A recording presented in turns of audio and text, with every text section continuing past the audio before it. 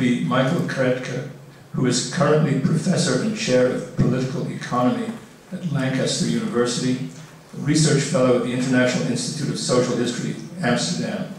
He is the author of numerous books and articles, including Critique of State Finances, History of the World Economy, and has been working on the Mega 14 Marx Engels excerpts and notes.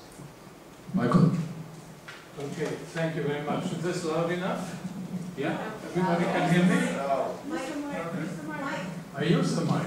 It doesn't work. I use this one. Okay? Better? Fine. Thank you very much, Victor. Thank you very much, Marcelo. Ladies and gentlemen, good afternoon. Let me start right away. The story we are going to tell this afternoon, this evening, starts in Germany when Marx arrived in April of 1867 after a long voyage with his manuscript. That doesn't work either. Yeah. Yes, here we are. So he arrived in Hamburg in April 1867. He brought his manuscript, handwritten. This was very different from what we are used today. He sat on it while he was doing this voyage in a small vessel, very long hours, a terrible voyage. Eventually he arrived there in high spirits, very much relieved, because he had finally finished a big part, a big chunk of his work.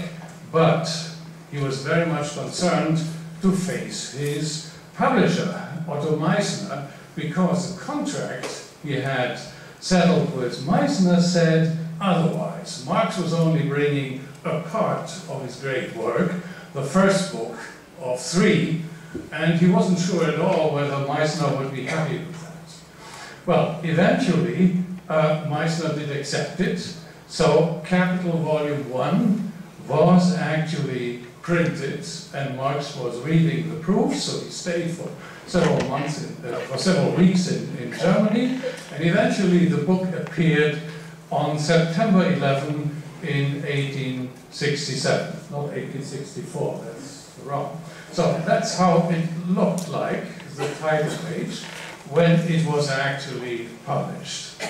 Now, there were only 1,000 copies, not more, not very much, well, for the time already acceptable, but not very much. And Marx was eager to hear about the reception, so he thought this would be like a bomb, this would have an enormous impact, and it hadn't.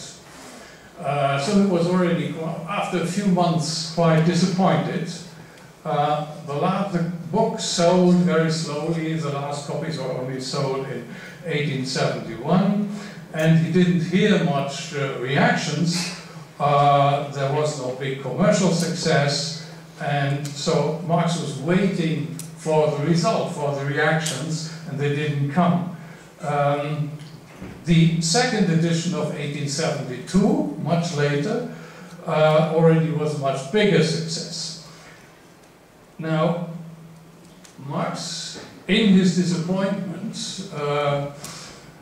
was starting to, if you like, scold the German public, and in particular the German working class. They didn't respond to his great work. And he had the idea, or he launched the idea in his correspondence, there was a kind of conspiracy of silence against him, which is absolutely not true. So the first lesson to learn tonight is to not believe everything Marx says about himself. There wasn't a conspiracy of silence. First, Engels did a lot. He wrote dozens of reviews of Capital and launched them, and quite a lot of them were published in respectable journals and newspapers. And the academic community, mostly economists in Germany, responded to it. Not immediately, but in 1868, 1869, there were the first reviews, which were rather mixed. So most people hailed, praised Marx scholarship. They praised his analytic intelligence. The book was really well made, and they praised in particular the historical, empirical chapters, where they didn't like the theory. They didn't like it at all. So Marx was, in general, by the German economists at that time, regarded as a Smithian. Some regarded him as a Ricardian, and they rejected him as a pupil of the classical school of political economy. This was just another contribution to this, or from this school, which was in general at odds with the prevailing mood, the prevailing kind of theory that existed at that time in Germany. So nonetheless, as German was a quite well-known language among scholars at that time, in all parts of Europe, including Russia, he gained a reputation quite quickly, within 2-3 years' time, as a leading scholar, a leading analyst, a leading theorist in political economy, in particular in Russia. He gained a reputation in Germany, very much to his dismay, among the educated civil servants, among doctors, among bankers. Horrible, huh? The bankers liked this book, and they read it, and he had a lot of response also from scientists, from all quarters, but hardly any from, as he had expected, from the working class. So the impact upon the working class, the German labor movement, was quite restricted. Capital was actually not read by working class people, not even by working class activists. Does anyone understand why? Anyone has a clue why it wasn't read? The first 60 pages. No, actually not even that. But it was for that time quite expensive. It cost more than a month's wage, and so not many workers were able to afford that. It was actually read by socialist intellectuals, although those developed a habit to skip the first 60 pages. They read other parts of the book. But it became a stock in trade. Everybody had to read it, and the leading socialists, they didn't have the time to read it. So the normal pattern established was, when they again had to go to jail, which happened quite often, they had the time to read Capital. So Capital was read in jail by the leading German socialists. It became important to be acquainted with Capital when the first criticism came from the left, from a guy who you probably all know, because Friedrich Engels wrote a book against him, The Anti-Düring. Eugen Düring was a very famous left socialist. He was an academic in Berlin. He was under much pressure. He was attacked by the forces to be, the powers to be, so it was not easy to take issue with this guy, but he was attacking Marx viciously.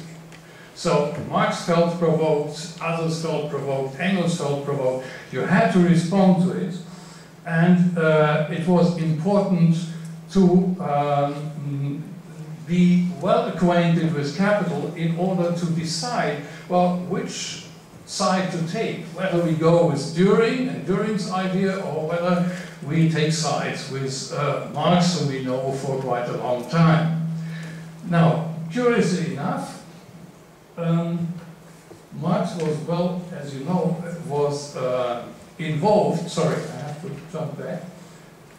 Marx was aware of that, and so he quite early started to engage and to take part in the first efforts to popularize Capital, by Johann Most, by Carlo Caffieri, by Domina Nieuwenhuis.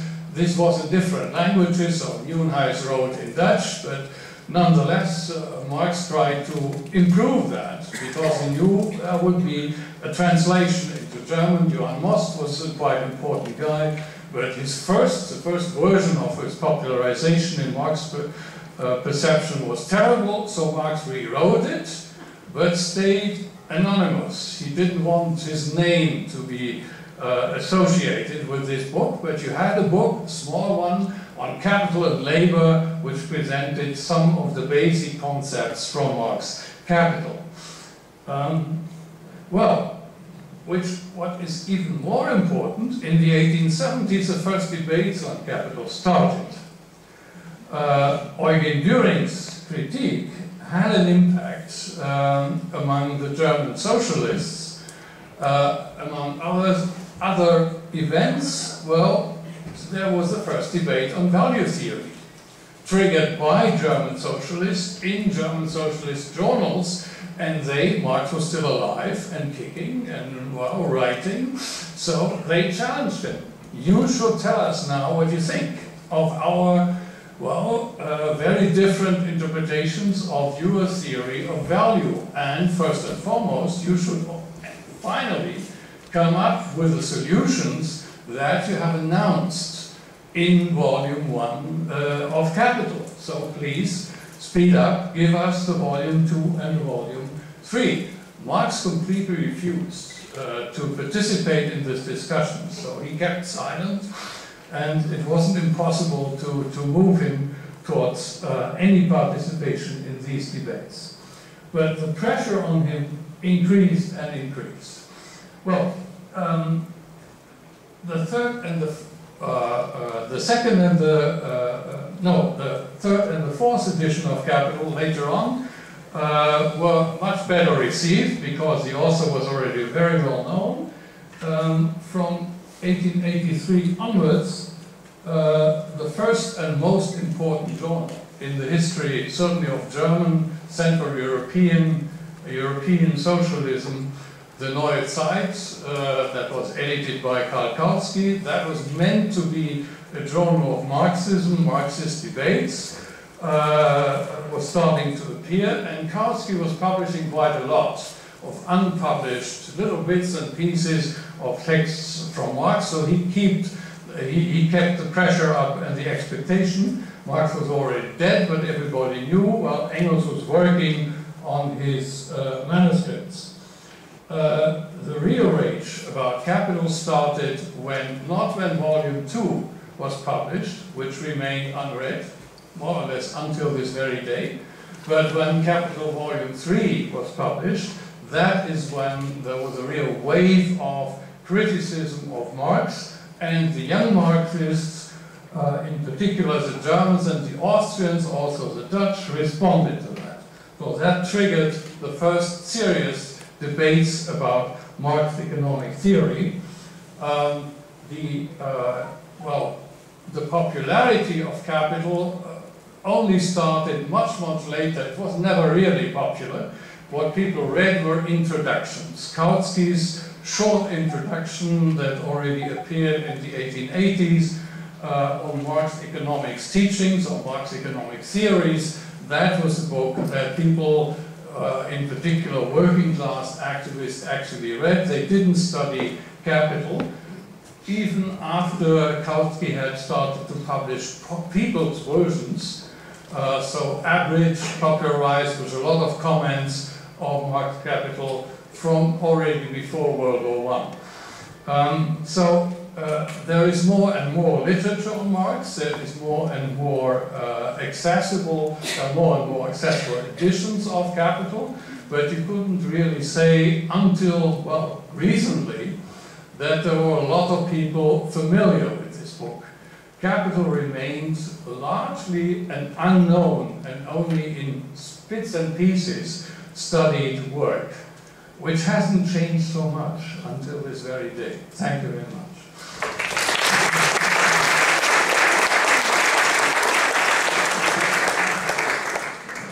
Second speaker will be Thomas Dabrowski.